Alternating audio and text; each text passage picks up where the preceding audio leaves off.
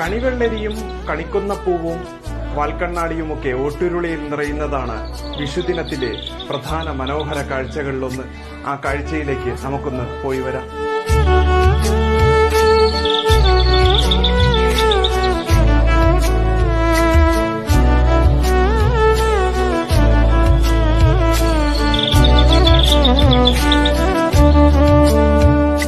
പ്രത്യാശയുടെ പൊൻകണി കണ്ടുണരുന്ന മലയാളികളുടെ പ്രിയപ്പെട്ട ആഘോഷങ്ങളിലൊന്നാണ് വിഷു.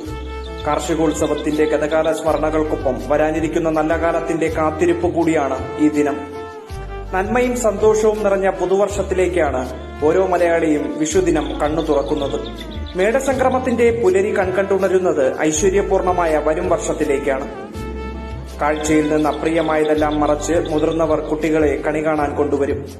കണിക്കൊന്നയ്ക്കൊപ്പം കണിവെള്ളരിയും വാൽക്കണ്ണാടിയും അഷ്ടമംഗല്യവും നിറപറയും ഓട്ടുരുളിയിൽ നിറയുന്നതും വിഷുദിന കാഴ്ചകളെ സമൃദ്ധമാക്കും. വിഷുക്കണിയിൽ ഒരുങ്ങുന്ന ഫലസമൃദ്ധിയെ സൂചിപ്പിക്കുന്നത് വഴിയിലുപേക്ഷിച്ച കാർഷിക വിഭവങ്ങളുടെ നല്ലോർമ്മകളെ കൂടിയാണ്. സാധാരണ പുലർച്ചെ കണി കണ്ടുകഴിഞ്ഞാൽ പിന്നെ കുരുന്നുകൾക്ക് ഉത്സവാന്തരീക്ഷമാണ്.